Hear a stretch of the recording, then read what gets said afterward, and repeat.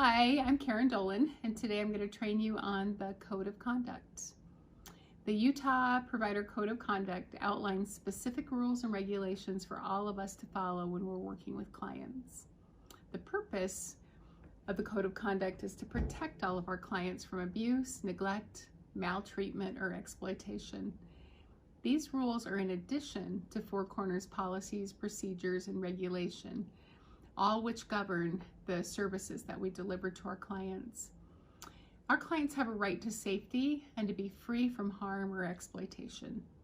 Whether you're a member of the clinical team, administration, a non-direct staff member, a contractor, or a board member, each year you're going to be asked to sign a form that says that you've read and you understand the Code of Conduct. Basically, the Code of Conduct says providers shall not abuse, neglect, exploit, sexually exploit, or maltreat clients in any way through direct acts or indirect acts, or by encouraging others to act, and even by failing to stop someone else from acting in an abusive manner. So here's an overview. No person shall cause injury to any client. All injury to clients, explained or unexplained, shall be documented in writing and immediately reported to a Four Corners supervisor. No person will cause any client to be subjected to abuse, sexual exploitation, neglect, or maltreatment. No person shall engage any client as an observer or participant in any sexual act. No person shall take a client's resources for profit or for their own advantage. Failure to comply with this Code of Conduct could result in corrective action or probation, suspension, or even termination. So what exactly is the definition of a client?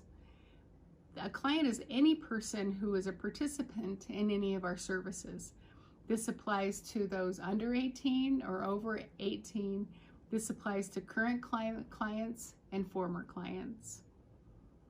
Now I'd like to talk about some definitions of various types of abuse which are prohibited.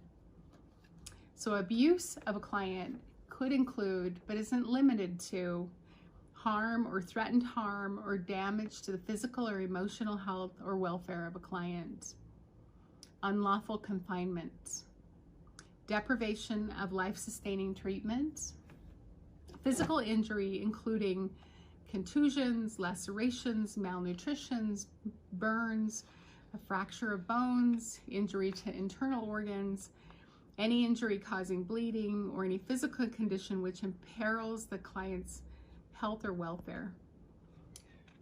Also prohibited is any kind of hitting or corporal punishment inflicted in any manner upon a client's body. Sexual abuse and sexual exploitation includes, but isn't limited to, engaging in sexual intercourse with any client, or for licensed staff, this applies to former clients as well, touching private body parts, taking indecent liberties, or causing another person to take indecent liberties with a client, employing, using, persuading, inducing, enticing, or coercing a client to pose in the nude. This includes photographing, filming, recording, displaying in any way the sexual or simulated sexual content with a client, committing or attempting to commit acts of sodomy or molestation with a client. The next section is neglect of a client, and this may include, but isn't limited to, denial of sufficient nutrition, denial of sufficient sleep, denial of sufficient clothing or bedding, failure to provide adequate supervision. So this includes an impaired employee who can't provide sufficient supervision of clients. And impairment doesn't just necessarily mean drugs or alcohol. It also means illness or sleeping on shift. Failure to arrange for medical care or medical treatment as needed or prescribed, and denial of sufficient shelter. Exploitation of a client includes, but isn't limited to, utilizing the labor or skills or talents of a client. Clients should never work for staff members, even if they're being paid.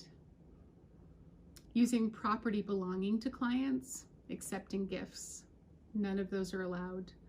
Maltreatment includes making clients perform physical exercise such as running laps or performing push-ups.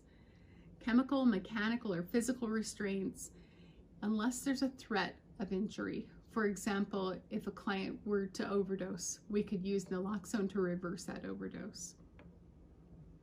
Maltreatment also includes making client to do unduly physical, strenuous, or harsh work, requiring or forcing the individual to take an uncomfortable position such as squatting or bending, or requiring or forcing the individual to repeat physical movements as a form of punishment. Group punishments for misbehaviors or individuals is also maltreatment of clients. Verbal abuse by agency personnel, engaging in language which is demeaning to the client, is not allowed. Denial of any essential program or service solely for disciplinary purposes is maltreatment. Denial of visiting or communication privileges with family or significant others solely for disciplinary purposes. Requiring the individual to remain silent for long periods of time solely for punishment is not allowed. Extensive withholding of emotional response or stimulation. Not allowing a client to enter their residence as a form of punishment is also not allowed.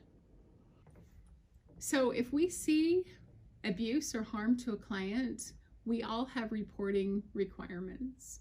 Each of us is responsible to document and report abuse, sexual abuse, exploitation, neglect, maltreatment, or exploitation. Also, we're required to fully cooperate with any resulting investigation. Immediately, if you find abuse, report that to your supervisor, to the clinical director, or the executive director. And then they will then report the abuse to the Human Services Licensing Office within 24 hours. All injury to clients, explained or unexplained, shall be documented in writing and immediately reported to your supervisor. Thank you for your time. If you have questions or concerns, please talk to your supervisor or Human Services. And thank you for taking such good care of our clients.